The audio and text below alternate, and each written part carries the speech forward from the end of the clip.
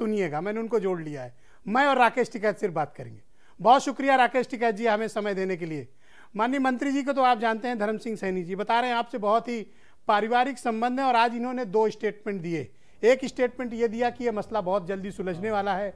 अब ये कह रहे हैं कि बातचीत शुरू होनी चाहिए, क्योंकि दिल्ली और लखनऊ का रास्ता तो पश्चिम से होकर ही गुजरता है। इनके इस बयान को मैं किस दृष्टिकोण से देखूं? और दूसरी बात, क्या वाकई में आपकी कोई बातचीत अंदर खाने चल रही है क्या? नहीं, हमारी तो कोई बातचीत इस संबंध में तो कोई बात नहीं हुई हमारी। और इन्होंने बयान दिया होगा, भाई ये भी खेती किसानी करने वाले लोग हैं, इनको नुकसान हो रहा है, तो भी इन्होंने बयान दे दिया। और क्या बयान देना कोई गुनाह है क्या? इसमें सरकार में से क्या सरकार ने बंधक बना रखे सब? किसी मंत्री को कोई बयान देना कोई गुनाह है क्या? भाई ये भी खेती किसानी करते हैं, इनको खेती किसानी का दर्द है।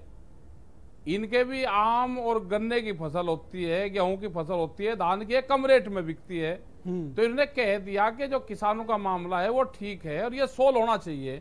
तो इसमें दिक्कत कहाँ है? अगर बातचीत हमारी नहीं हुई तो सबका अधिकार है ना, बात करनी चाहिए सरकारों को। क्या आप धर्म सिंह सैनी को जानते हैं? और भी बहुत अंतिम बार आपसे इनकी वार्ता कब हुई थी? नहीं, मैं पता नहीं, हो गए होंगे 2 साल हो गए होंगे, 1.5-2 साल हो गए होंगे। कोई बीमार था, इनके हॉस्पिटल में भेजा था इनको फोन करके जी। ये इलाज करवाते रहते हैं, सामाजिक आदमी है, इनके अस्पताल हैं।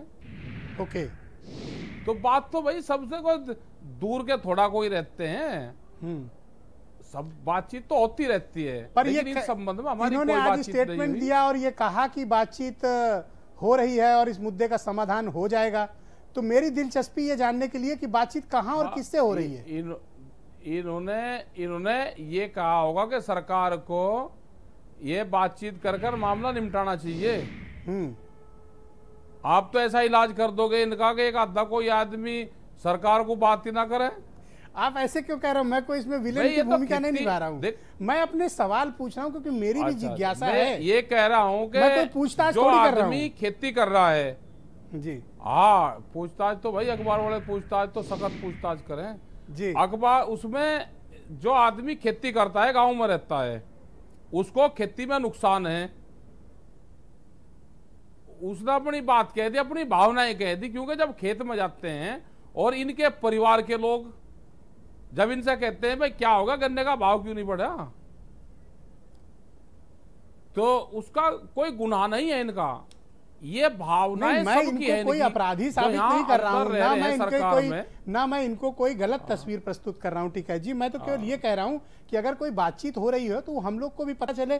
मैं इस मकसद से आप दोनों लोग को साथ बिठाया हूं। हाँ ना, हमारी और आप दोनों अच्छे दोस्त हैं ना, इनकी ना कोई नहीं, सारे जानते हैं, कौन नहीं जानता किसी को। अब इनकी सरकार है भाई, जानते हैं इनको भी, सारे अपने नजदीक के ही लोग हैं, एक ही मंडल हैं जी। वो तो गन्ना मंत्री को भी जानते हैं हम, तो भुगतान गन्ना मंत्री का भी नहीं हुआ, उसका भी डाटा निकलवा लो।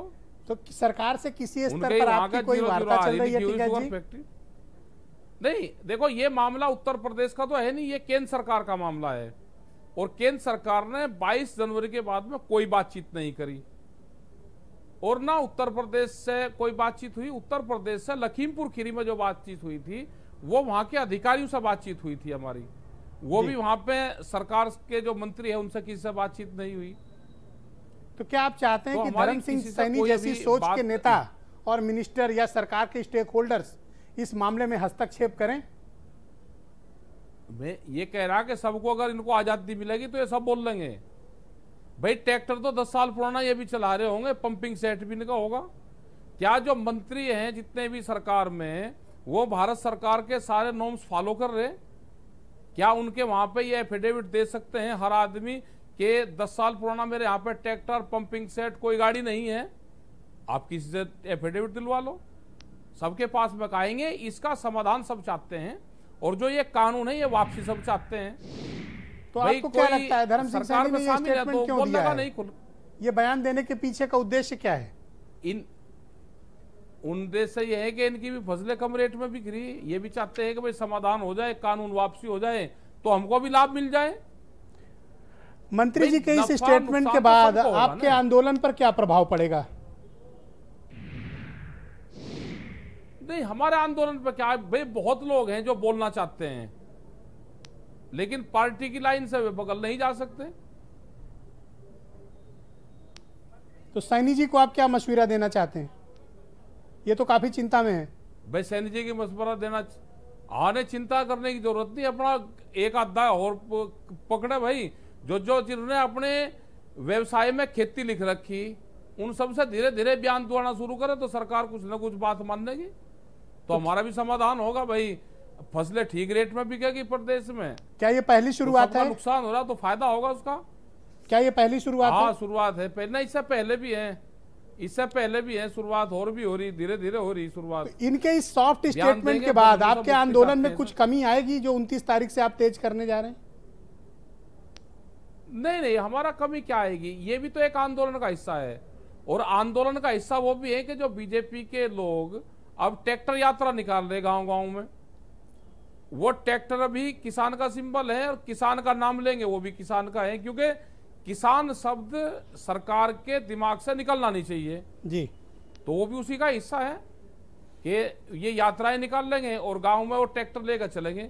हमने तो कहा कि अपनी पार्टी का झंडा लगा के हर आदमी अपने धान को भरे और करे केंद्र पर लेकर जाए कि मेरा एमएसपी से कम पे तुलना नहीं चाहिए। आप अपनी जिसकी पार्टी में जिसमें आस्था है उस पार्टी का झंडा लगा के जाएं। भाई बीजेपी का झंडा लगा के क्यों नहीं जा सकते? इनको भी दिल्ली आना चाहिए बीजेपी का झंडा लगा के, और अलग मोर्चे से जाना चाहिए। दिल्ली में प्रधानमंत्री ने कह दिया कि फसल कहीं पे भी बेच लो, अब तो इनको भी कहीं पे बेचना चाहिए। जी, तो आप दोनों से मैंने बात की, लेकिन एक तीसरे स्टेक होल्डर भी